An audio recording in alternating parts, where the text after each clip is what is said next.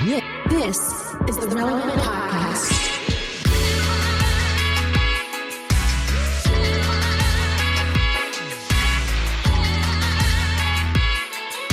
It's episode 1131. See, I transitioned. Instead of saying 1,131, I said 1131. I'm testing it out. I'm workshopping it. I'm workshopping it. All right. It's episode 1131. It's the Relevant Podcast here in Orlando. I'm your host, Cameron Strang. And joining me from Loverland, Virginia, is Jesse Carey. Hello, hello. From Nashville, it's our managing editor, downtown Emily Brown. Hey, y'all. And that's it. Marty's supposed to be here, and he might still come, but we're recording at the wrong time, and he might not have updated his calendar. And Derek is out today, so you got us. I mean, you're welcome. What's better? You got us.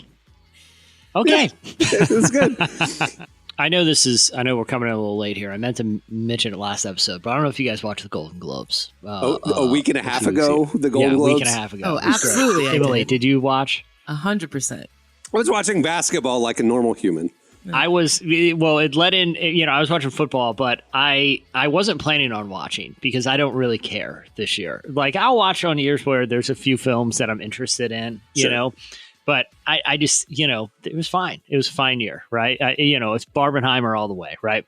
But I was watching football on Sunday night, and I was scrolling on Twitter, and I saw people sharing clips of what was transpiring during the opening monologue of the show. And I had read in the lead up that they were having a really difficult time finding a host for the show. Yeah, it was like, wasn't it just like a week and a half, 2 weeks before the show, they finally said Joe Coy was going to host it?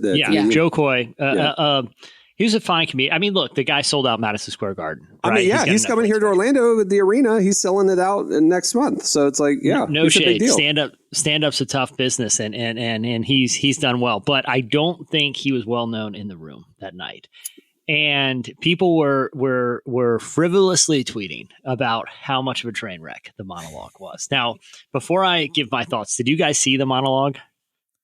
Okay, unlike you, I don't watch Scott's Tots. I don't like being uncomfortable with somebody having a train wreck on television.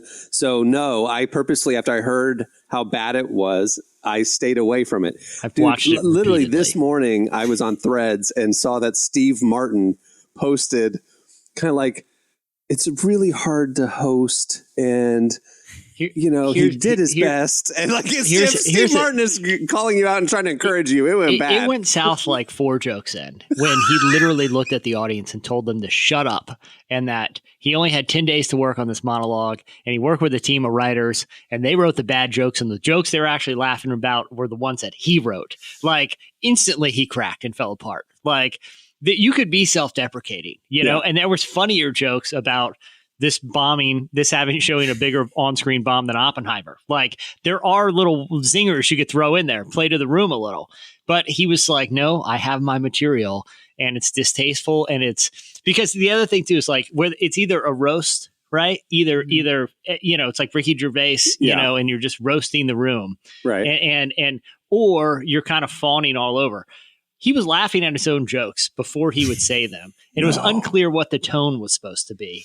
But it seemed like the celebrities just, I've never seen a room of celebrities just turn against someone. So like, they were scowling at him.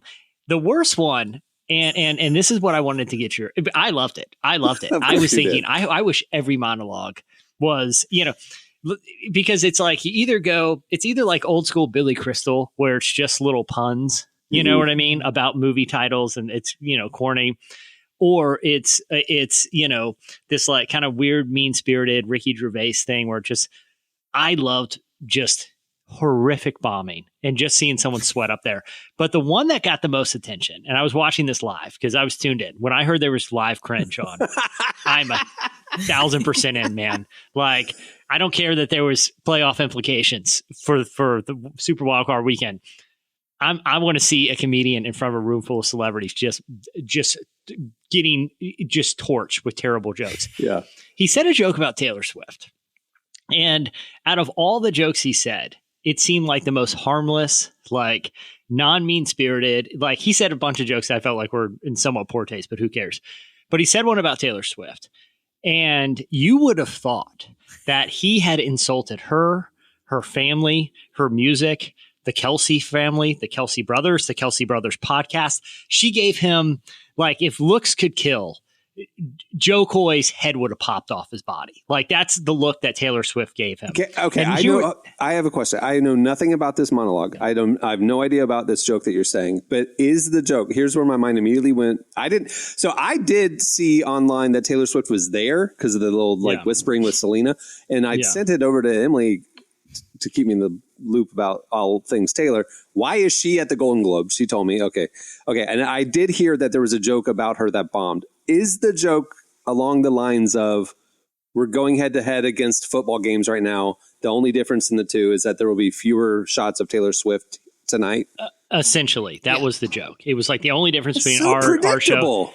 But also, like, why would she possibly be offended by that? Like, that all that's saying is you're popular and the camera cuts to you a lot. Like, why on earth okay, can I please step in here as a this resident is an Swiftie? anti this it's like, the thing about with Taylor Swift is, like, she's had a whole career of being thin-skinned, right? Like, about relationships and perceived slights, right? Like, that's what her song catalog. Why was that so offensive? She's the Kevin Durant of pop music, is what you're saying? Exactly. Interesting. Emily, why would she possibly be offended? It wasn't even a joke at her expense. It was a joke that was at the expense of show producers who are desperate for ratings and want to show someone who's wildly popular. Why was she possibly so offended? Great question. And the truth is, I actually don't think she was offended. I don't think she cared. I think people are seeing the fact that she didn't give a pity laugh to a pointless joke and taking that as like, she wants to burn this man to the ground, because it's like, I watched that reaction, obviously. And she just doesn't, like, she just takes a sip and, like, yeah, she does like a joking there, but I took that as like, she's just kind of like, yeah, I've heard this joke before, kind of come like, she's in the mix of all the other bad jokes. This guy's, I mean, listen, it heightened my enjoyment of the show. Like, I love Harrison Ford just sitting there with his arms crossed, like just cannot believe he's subjected to this.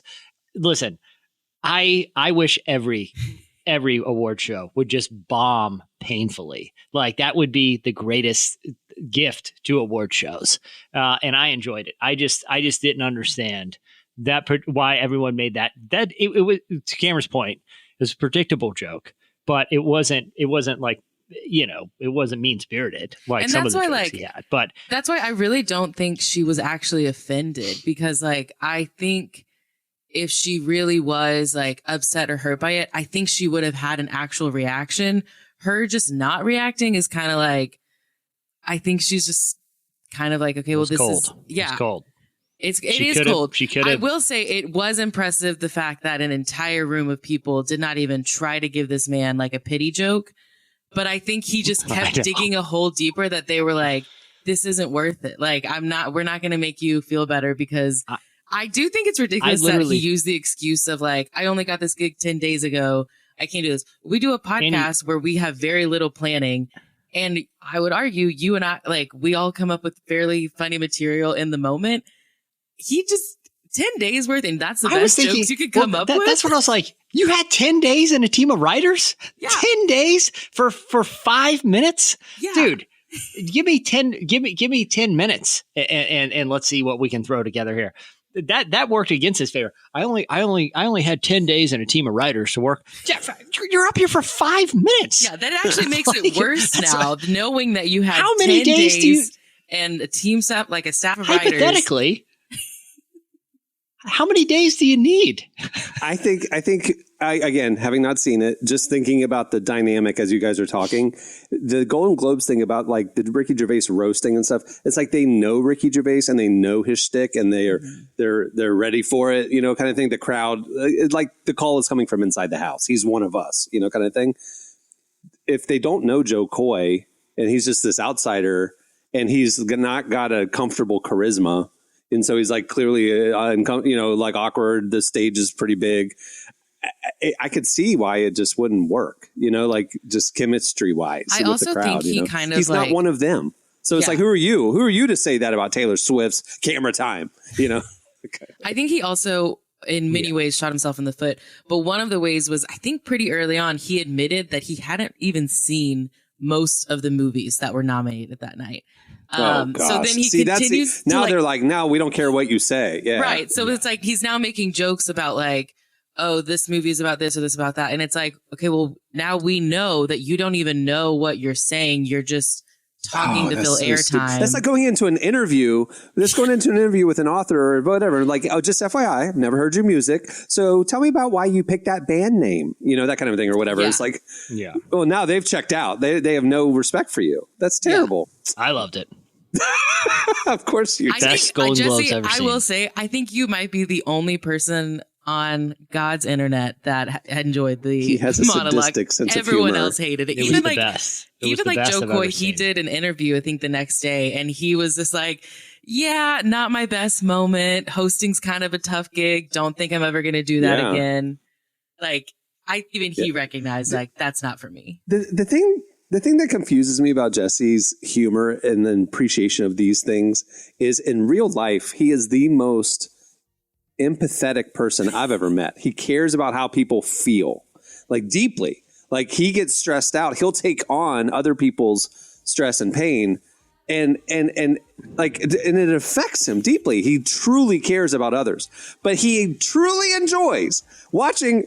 Maybe it's cathartic. Maybe it's cathartic knowing I have no control over this situation. So I might as well, for this incident, I can just enjoy others' pain instead of shouldering. It's like, oh, that's the duality of a man. There's a lot to unpack. Yeah. I know. It really is. It really is. There's a lot to unpack. Well, we have a great show in store for you today. Coming up later, we talk to Passion Pastor Louie Giglio. You might have heard about a little get-together they had a couple weeks back there in Atlanta. Excited about that one. At the end of the show, we have a game, a kind of a new game that was kind of a hit a month or two ago. We brought it back as a winter edition. And stay tuned right now. Up next is Slices.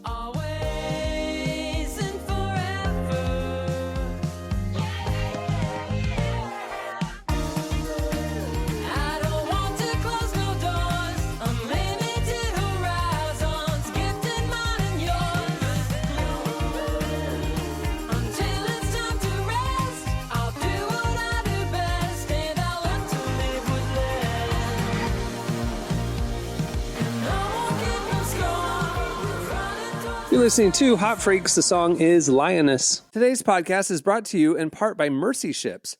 Globally, 5 billion people lack access to surgical care.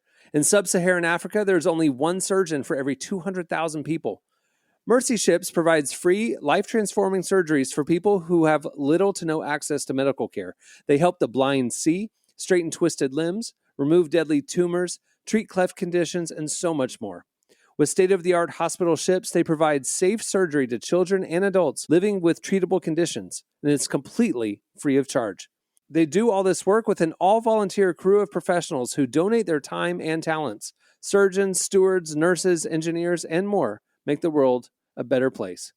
Your donation today provides free, safe surgeries to people in desperate need of help. All gifts are matched, so please donate today at mercyships.org/relevant.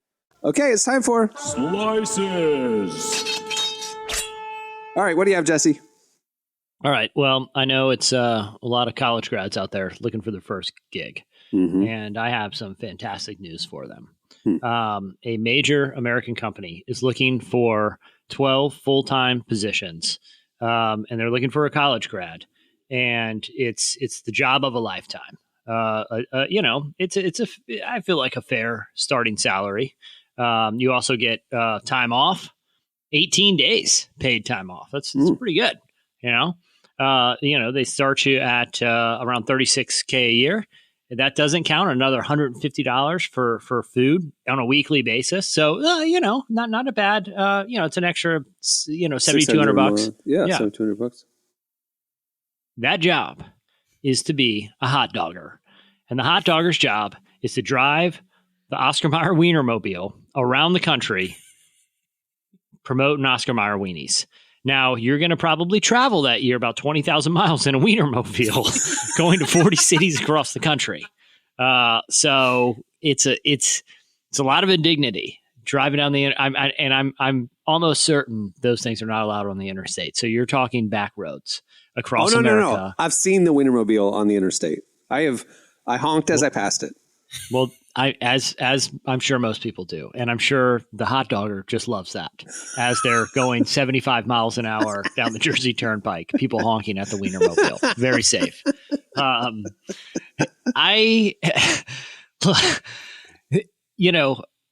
I think it's only a year gig. And then they bring in a new class of hot doggers every year. Is that what they call them? They call them hot doggers? It's a hot dogger. That's the job.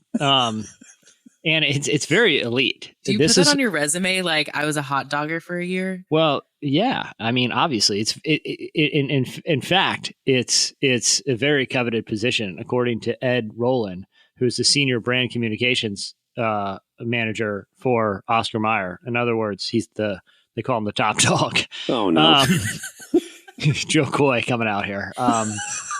No, that's literally what Oscar Mayer calls him, the top dog. So don't put that on me. I don't want that shame. Does this cover I don't know if it clarifies in there, but does it cover like hotel stays, or do they live in the Wienermobile? Yeah, of course. I don't know what the inside of a Wienermobile looks like. The Wienermobile's full of wieners. I think there's a wiener bunk. There's not a wiener bunk. They stay in hotels. I think you sleep in a giant hot dog bun in the back, like a sleeping bag, but it's a hot dog bun. You're the hot dog in that scenario. You just kind of zip up in a big bun, or maybe it's a corn dog situation, like a sleeping bag. Anyway, this is what top dog Ed Rowland said. Statistically speaking, and I'm sure he's done the research on this. Statistically speaking, more people have visited space than driven the Wienermobile. Oh now, I don't know where those stats come from, but I would assume if he's saying it to USA Today, then it's true. And less than 1% of applicants are hired on average. So this is elite. It's not nothing to be a hot dogger. And I feel like, look, if I had to rewind the clock, I would say this would be a viable option to be the hot dogger for a year. It's not like this is a career decision. I mean, actually, after you ran the Relevant Festival tour and went all over the country with the Relevant, basically the same kind of deal. Same deal. You would have been at the top of the heap with the resumes because you actually had experience. I had experience. You would have been the top dog. I could easily, comfortably sleep in a giant hot dog farm. Do you think after a year of being a hot dogger, like, what does your next year of life look like? Like, how do you just transition back to normal society where you're not surrounded by hot dogs? I think I think this is it. I think this is the peak. I think you'll probably just wander the streets after this, reflecting on your years as a hot dogger. Do you think these people are the people, like those crazy Disney adults when those TV shows will go to their house and they have like millions of Disney tchotchkes all over the house, that kind of thing. Do you think these people ultimately become like wiener collectors? Like you go to their house and they're just obsessed with Oscar Mayer and they have tchotchkes everywhere and like, I think that's what happens to you. I don't know if I really want to hang out with a hot dogger, because I'm sure they have Wienermobile like earrings and things like that. Actually, it's funny you say that, Cameron. One of them, they were interviewing a former hot dogger, and they actually said they have a Wienermobile tattoo. See, which these are not normal people. Top 5 dorkiest tattoos of all time. There's the only thing scarier than a Disney adult is an Oscar Mayer adult. Is a hot dog adult. And it's a rare club. Like I said, there's more astronauts than there are. Okay, I want to know hot doggers. How do they make the selection process? If they're only selecting 1%, what is it about that 1%? It's like Survivor. It's like applying to Survivor. What they're going skills through do you need to be an elite hot dogger? Personality, driver's license. I'm sure. I like to think that there's somewhere like this behind the Oscar Mayer Wiener headquarters, like a giant parking lot with cones and obstacles, and there's like a guy in a lab coat and like a clipboard and a stopwatch, and he tosses you the keys and he says, "Go!" And you gotta navigate the wiener. I'm picturing that's probably the process. It's like probably test track, a skill of, like they're back to it with the big hot dog. Exactly. It's like a Top Drive or whatever that show is. It's They rent out a NASCAR track and they let the applicants race. And they just like throw every obstacle at you. People honking nonstop. Like you go through different gauntlets to see how you react in the window. I know we're joking about it, but I mean, I can't imagine navigating a hot dog shaped car. Like that's not making an easy turn. So, and the driver's seat is like dangling out in the front. If you remember, like the windows are up. You're outside the bun. You're like flying. You look like you're flying as you're on the road. Yeah. That's why it's easier to fly a rocket to space than it is to fly the Wienermobile. I don't think that's what he said. I don't think he said it's easier to fly a rocket to the moon. It's what was implied. It's the it's clear implication. I would feel more safe having been to space camp, Cameron, with flight control in my headphones telling me what levers to press than flying down like a 4-lane interstate at rush hour in a giant hot dog. Like it's scary going in a car, like even in like downtown Orlando with all this construction, people merge in like 6 different ways, and I'm in a hot dog. There's no help. There's people help. Are like clearly watching Apollo you. Guys, So the Apollo like, guys, you got to keep calm. That's the thing. The hot dog guy can't freak out on everybody because you're representing an iconic brand. Like the Apollo guys got loose in a space capsule. Okay. Yeah. And NASA managed to bring them home. Okay. Yeah. You're on an island, man. When you're on that hot dog island. There's no help is coming. You signed up for this. But I do like that there's like a class of hot doggers so that they can have sort of like a support group for this very unique job that no one else can relate to. It's kind of nice for them. Yeah. It is nice for them. Yeah. All right. What do you have, Emily? Florida lawmakers have introduced a bill that would restrict social media access for people under the age of 16, which is kind of the first of its kind, I believe. Yeah, we've heard age restrictions are spreading around the country for pornography sites. You know, that they're doing age identification. 2 more states just added to that. That's the only thing I can think that has like an age specific online restriction so far. I think you're right that I don't know of any state taking action against social. How would they enforce this? Yeah.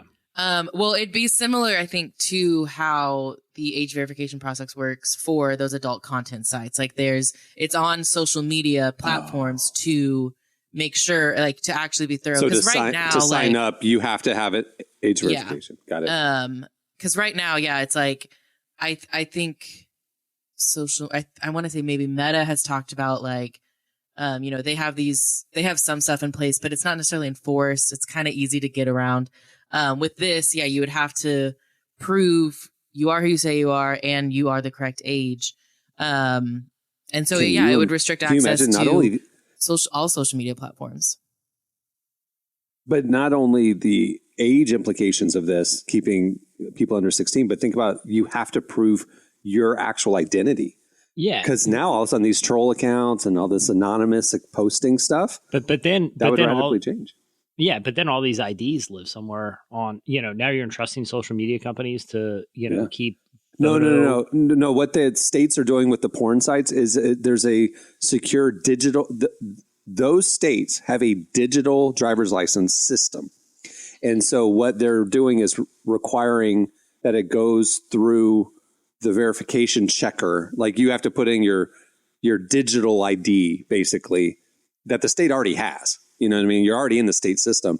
And so then you're required to use that to get access to the content. So it'd be the same thing. It would only work with states that have the digital ID system, which currently Florida doesn't. So they would have to implement that. But that's what it is. It's like you're not giving your ID to the companies, private companies. You're giving it to the state. Yeah. But they already have it. I mean, you're in a database already. So, it is. That's interesting. Obviously it makes sense. Like there's so many studies that are talked about just the negative impact of social media, both on adults, but specifically on teens. So and even the lawmakers pointed out, like, we have all these restrictions for, you have to be 18 to buy cigarettes. You have to be 18 to get a tattoo or a piercing. So like, why would we not restrict an 8-year-old from being able to access God knows what? You have to be 14 to get married. Yeah. But it's weird for me to think about. I'm curious how y'all are. I did grow up with social media. Like I had MySpace when I was in 6th grade, and I got Facebook when I was, I think, in 7th grade, and Twitter in 8th grade. So like in middle school is really when I started this weird social media journey. And for better or worse, I've turned out how I have. You can decide if that's a good or a bad thing. But like that, you've turned out great, but there's a lot of kids who, I mean, bullying, cyberbullying, self-esteem issues. Leading some kids to, take their lives. But I think, but I also think, like, to a degree, the idea of like social media, it's such a broad brush. Like, so this, any website that multiple people can communicate on, you know what I mean? Like that, where does the line between certain restricting certain sites that are known to be problematic versus the basic functionality at which people tend to communicate these days, right? Like, it did have restrictions. You know what's going to happen? Or UGC, or can I look at a UGC site, like let's say YouTube or TikTok or whatever, without creating an account? Those are technically social media sites, right? I mean, but can I watch user created content on a site that is social media? I guess like it seems like a very broad brush. My guess would, agreed. My guess would be that these lawmakers would identify specific social media apps that would be banned or require this verification, which is playing whack-a-mole, because you know how slow government moves to how quick new tech startups come. So what's going to happen is, fine, these old people social media sites, we're not allowed on them, but then the next Be Real launches and all the middle school kids go to that because it wasn't part of the law, because it's new. You know what I mean? So it's like, it's going to be whack-a-mole, and the government can't enforce like this unless it's like you're saying across the board, like no children under 16 can get on the internet, which is not practical either. Yeah, because like, can I look at TikTok if I don't have an account? You know what I mean? Or can I look at YouTube if I don't have my own profile? Like, if I take away the social aspect of it, is it still, I think those were. So we're saying there's a lot of holes in the application of this law. Yeah. Well, yeah. I mean, if it's, it seems to like it. It is. I will say, as a parent of a kid who's in middle school, I applaud the intent behind protecting young minds and, in the formative years. I appreciate that intent. But like you're saying, like, how in the world could you possibly implement this? You have to have a driver's license to get on the internet now. Like, come on. So who knows? Yeah. Usually if it doesn't make logical sense, it doesn't, happen. I do want to this has just been introduced to Florida. The likelihood of it passing, like you have pointed out, there's a lot of holes. And I'm almost positive tech companies are going to fight it because they obviously want. Oh, yeah, because it would start a domino effect. Yeah. Yeah, for sure. You're messing with our money. Anyway. Yeah. All right. Do we have any other slices? Normally we have one or two other people. You guys got anything else? I did see an article this week that honestly, the headline was funnier than the actual article. But it said millennials are moving to the most boring places in the world. And I know it's something we've talked about. Because they're 40 now, and that's what happens when you turn 40. Okay, I am considered a millennial. I'm not 40. Don't put that on me. I know. Millennials are in their 40s and 30s. You're at the end of millennial. You're 28. Emily, how did they determine the most boring places? Like library density?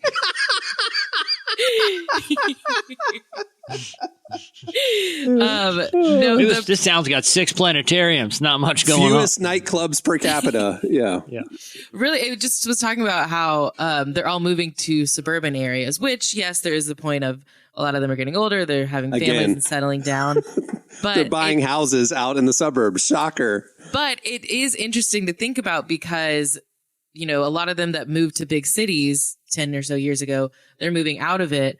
Well, this upcoming generation, there's no way they can afford rent in a lot of these big cities. Like rent in New York is like $4,000 a month or something like that. So it's like I'm curious to see how these bigger cities, how they change, if at all, because people can't afford to live there anymore. They're going to boring places mostly because they need somewhere actually affordable to live.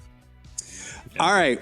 Well, this is going to be a quicker show than normal. So that'll do it for Slices. Stay tuned. Up next, Louie Giglio joins us.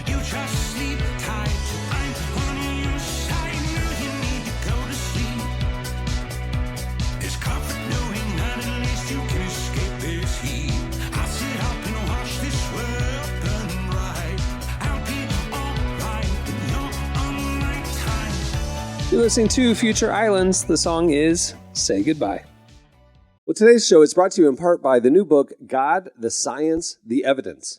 We talk a lot about faith, but how often do we talk about science in the same breath? You might be surprised to discover just how deeply the two actually agree. For centuries, science has been used to dismiss the idea of God, but today an intellectual revolution is underway. Modern discoveries in physics, cosmology, and biology are consistently revealing the same truth: creation isn't an accident. That profound reversal is what engineers Michel-Yves Bolloré and Olivier Bonassi investigate in their international bestseller, God, the Science, the Evidence. This book is a rigorous, evidence-based critique of materialism, inviting you to explore over a dozen scientific, philosophical, and historical domains. It shows that what was once seemed impossible, that science could point to a creator, is now supported by a vast and convergent body of evidence. With over 400,000 copies sold in Europe, this book is sparking a global debate. It's thoughtful, fascinating, and a powerful reminder that reason itself affirms the existence of God. Learn more and find out where you can purchase your copy today by visiting godthesciencetheevidence.com.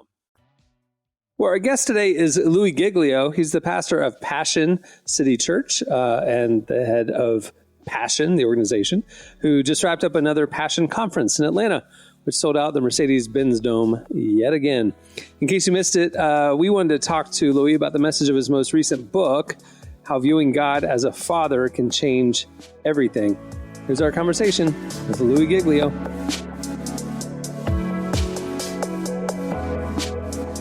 Well, you've talked a lot about how having a right view of God can change everything. But for many people, their view of God is impacted by their earthly father. So what would you say to someone who struggles with seeing God as a good father?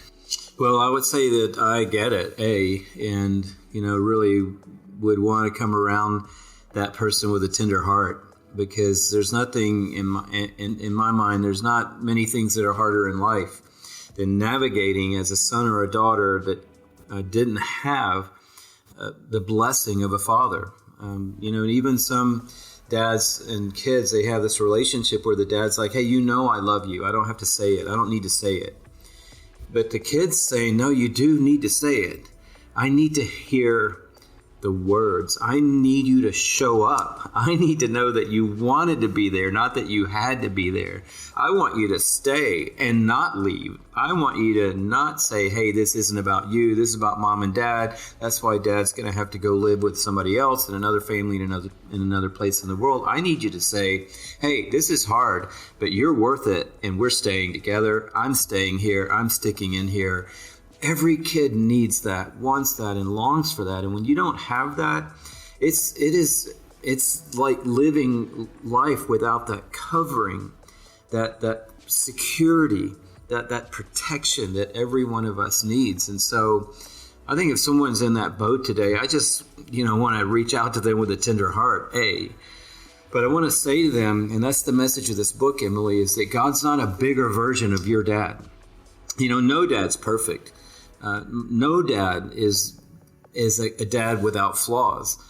But God isn't the biggest version of your earthly father. He's the perfect version of your earthly father. He's not, the way we say in the book, he's not the reflection of your earthly dad. He's the perfection of your earthly dad. And I've had a lot of people say to me, I've been sharing this message for a couple of decades, and I've had a lot of people say to me, if God is a father, and if he's like my dad, then I'm not interested at all. And the door just closes right there. And I say, you know what? I hear what you're saying. I feel what you're saying. But can you imagine? And that's there's two ways to approach this. One of them is through your imagination, and one of them is through the reality of the cross. And the cross is proof that we are loved by God and that he is trustworthy. But our imagination allows us to sort of open the door again. And so I've said to a lot of people who've had a struggle because of their image of dad, and I said, can you imagine if your dad had done this? Or if your dad had sat at the end of the bed and said, tell me about it. Or if your dad had showed up consistently and said, I wouldn't be anywhere else on planet Earth than right here supporting my daughter, supporting my son. Can you imagine that? And after a little bit of time, people can imagine it. And if they open their heart just a little bit, they can feel what that would have felt like. And I said, just keep going down that trail, because that's the perfect father that you've longed for all these days. And that imagination is going to come true in the person of God, who is the perfect father. I love what you said about how God is not the reflection of our earthly fathers, but the perfection. What is it about God that makes him the perfect father? Well, that's a great question. And there's a whole chapter in the book called The Flawless Father. And it just is helping us get our minds around this idea that everything in life is degrading and everything is going to fail us at some point. Everything is going to let us down in some way. But God isn't everything. God is the one unique being who the scripture says about Jesus. I love the way it says it. He's the same yesterday, today, and forever. If there's anything that the world needs to hear right now, I think it's that. Because who can we count on? Who can we really trust in? Who can we really depend on and know they're going to come through every single time? Only one person, and that's Jesus. Only one person, that's God, our Father.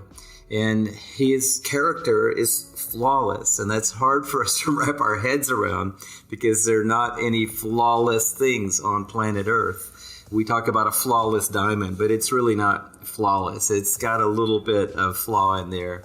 But his character, his perfection, his holiness, his faithfulness, his consistency, he has a track record through the generations and through the ages, the millennia, of being who he is. And we can count on him to be true to himself. You know, the scripture says that even if we are faithless, he's going to be faithful, because he cannot deny himself. He can't go against his own perfection, even if he wanted to, which he doesn't. So he's the one perfect father that we can all count on. And every season, he's going to be there. He's going to be the same. He's going to be exactly what we need.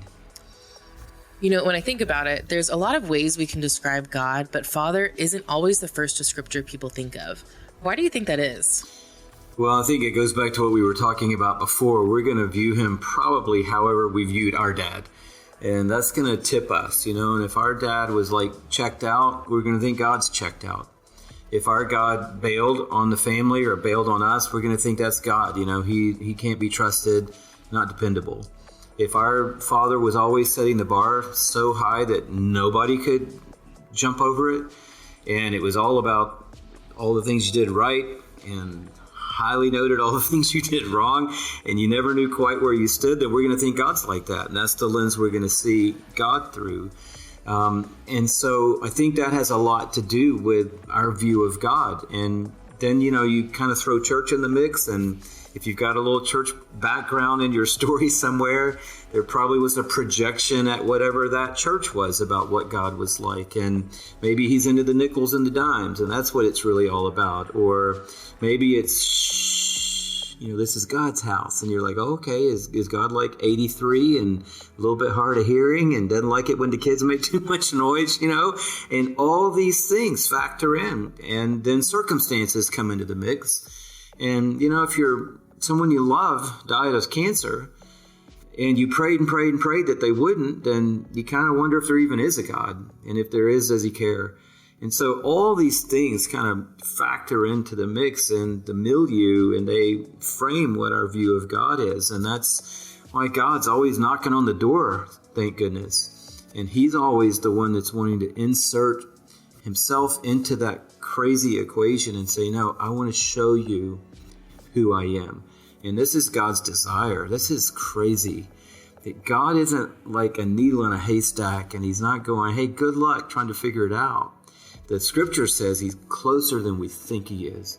And if we just reach for him, we'll find him, because he's near to every single one of us. And so he's always reaching in and trying to help us sort of navigate all the crazy, what our dad was like, what the church kind of said God was like, what circumstances maybe are saying God is like, to say no. Let's start with the cross again. And I just keep bringing us back to that. It tells you that this God loves you. This God will fight for you. This God will give everything he has for you.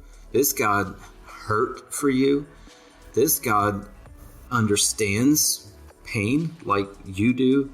And this God can take the worst day in history and make it into the greatest day in eternity. This is God. Well, we've talked a lot about how God is very different from our earthly fathers, but I do believe that fathers are still called to best represent the love of God to their children. So do you have any advice or encouragement to fathers out there? Yeah, I just want to applaud every great dad.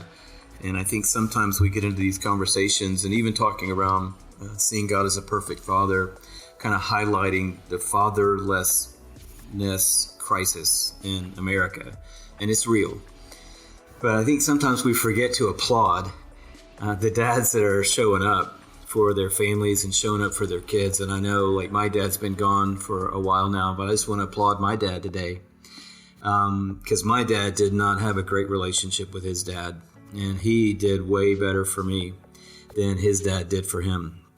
And I think there are a lot of dads out there like that. And I just want to applaud every dad that is doing their best to lead their family, love their wife, raise their kids, speak life over their kids, speak truth over their kids. That's what every kid wants. No kid wants their dad to say, hey, do whatever you want. No kid wants that. Every kid wants a dad to say, I love you so much that I want to cheer you on, but I'm also going to, kind of help you out in the process of it all. So what I would say, Emily, to every dad out there today is it starts with being a son. And every dad has got the opportunity today to realize they are a loved son of a perfect father.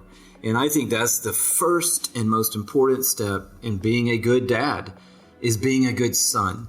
And so, sometimes it requires doing the hard work, going back to those places that we kind of wanted to, shove 100 feet down in the ground and say, I got to go back and open up that place where I was disappointed by my dad, or where I was hurt by my dad, or where I was abandoned by my dad, or where my dad and I had all these blow up moments together. And I've got to go back and work through the cross of Jesus to make peace with myself, and hopefully ultimately to make peace at least with my dad as far as it depends on me. And I know a lot of people's dads aren't around for that, and that physically can't happen, but God can heal us even without our dad being in the equation.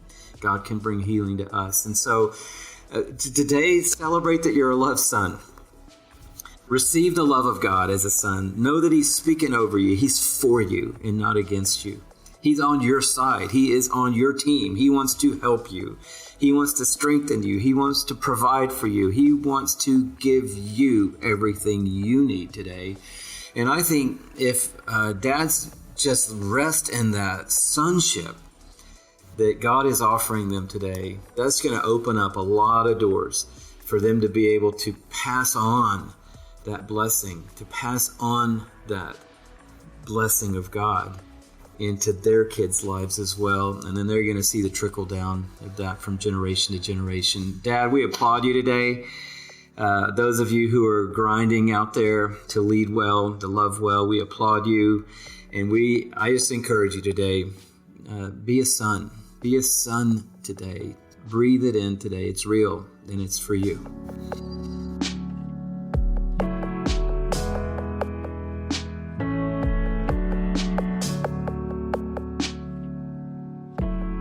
That was Louie Giglio. Make sure to check out his most recent book. It's called Seeing God as a Perfect Father. It's available everywhere. All right, stay tuned. Up next, it's our game.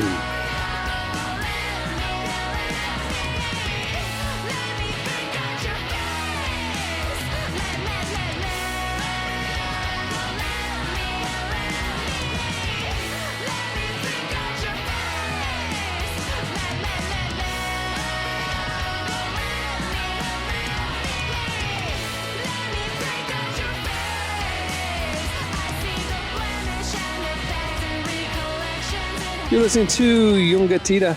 The song is Pick at Your Face. Well, today's podcast is brought to you in part by the new book, Confessions of a Christian Alcoholic. Author Jonathan Seidel knows firsthand how even believers can get stuck in shame and destructive habits, especially when it comes to one of society's biggest obsessions, alcohol. In Confessions of a Christian Alcoholic, he details his spiral into disordered drinking and shares the 4-step process he eventually used to break free. There's hope for alcoholics who become Christians and for Christians who become alcoholics. Find Confessions of a Christian Alcoholic wherever books are sold. What if you could change a child's life with just $10? Right now, thousands of vulnerable children in East Africa are suffering from jiggers. It's a painful, preventable parasite that burrows into their feet. Soul Hope is the only organization treating it through foot washing, medical care, and durable closed-toed shoes that protect kids long after treatment. $10 may not seem like much in today's world, but when we come together, those small gifts add up to big change. Join the 10 for 10 campaign. $10 protects 10 small toes. Visit soulhope.org/10 to give now. One small gift makes a big difference. Again, that's Soulhope, SOLE, hope.org/TEN. Okay, normally we play games when there's several people. Now we're doing a head-to-head. It's an Emily versus Jesse challenge. We played this game a couple months ago, and everybody had fun. It's called 5-second rule. And I am going to give you 5 seconds to list whatever the thing is that I tell you need to list. But this is 5-second rule winter edition. There's literally nothing winterish about these questions. It's just we're playing it during the winter. So it's 5-second rule winter Makes edition. sense. Here we go.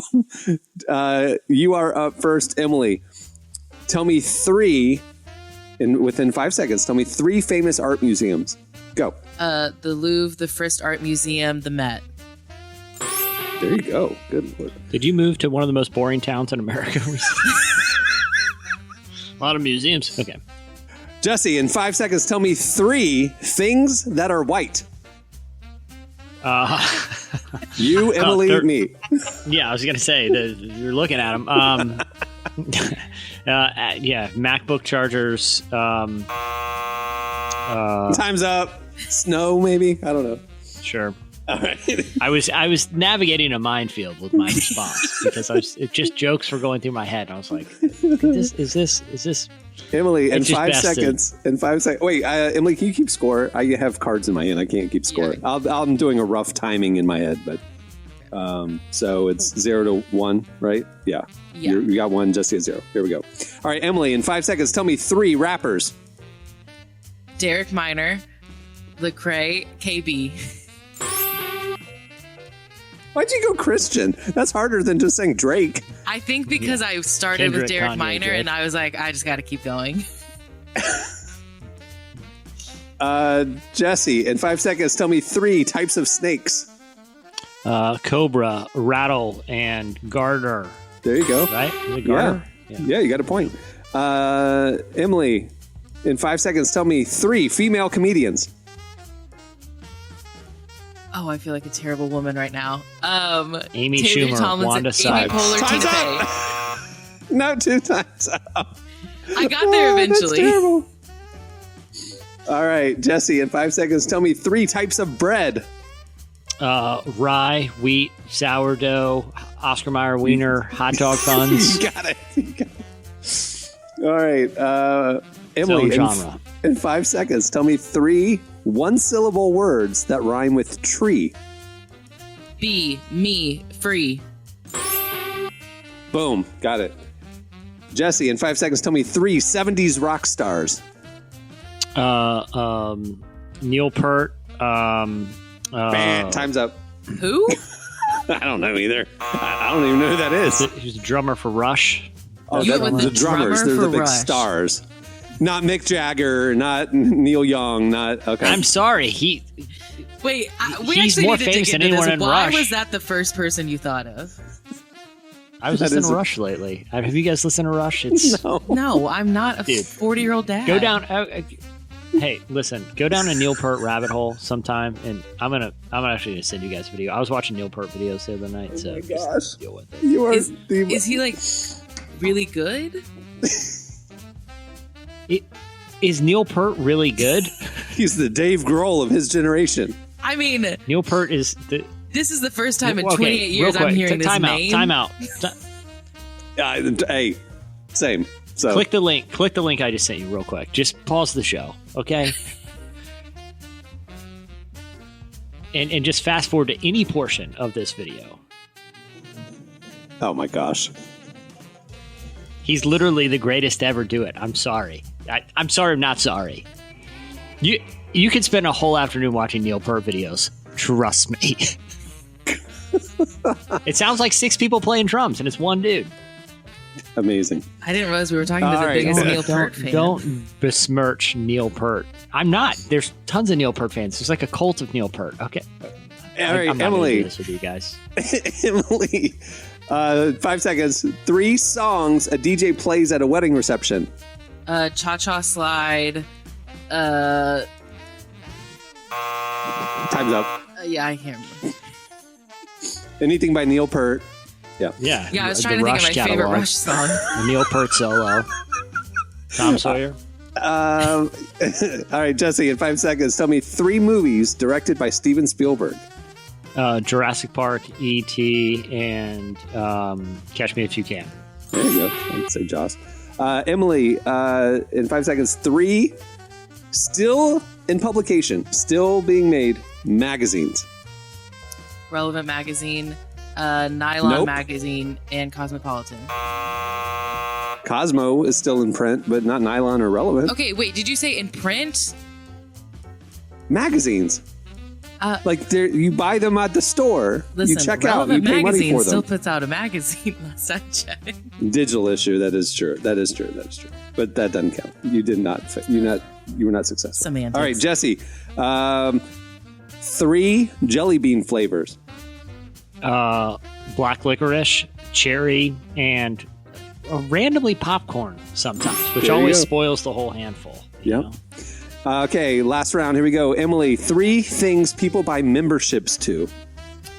Gyms, Amazon Prime, Hulu. Jesse, last one. Here we go. 3 things people are scared of. Bats, snakes, and performing the monologue at the Golden Globes. That's it. You win. All right, there you go. That's 5 seconds. Winter edition. Well, before we wrap things up, I want to thank Louie Giglio for joining us today. Make sure to check out his book, Seeing God as a Perfect Father, and follow everything else they're doing over there at Passion. It's pretty incredible that they've been going this strong, this long. Pretty awesome.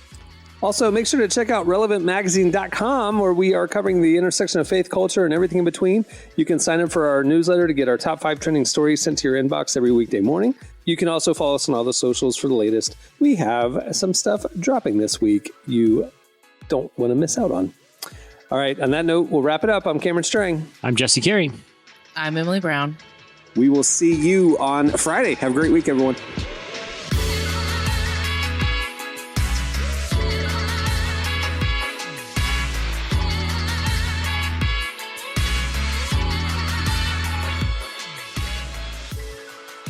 Thanks for listening to the Relevant Podcast. Check out our features, interviews, and news updates every day at relevantmagazine.com. And make sure to follow Relevant on Facebook, Twitter, and Instagram for the latest. For more great podcasts, browse the shows on the Relevant Podcast Network, which you can find at our site. And while you're there, don't miss the all-new era of Relevant Magazine. A new issue releases every other month at relevantmagazine.com.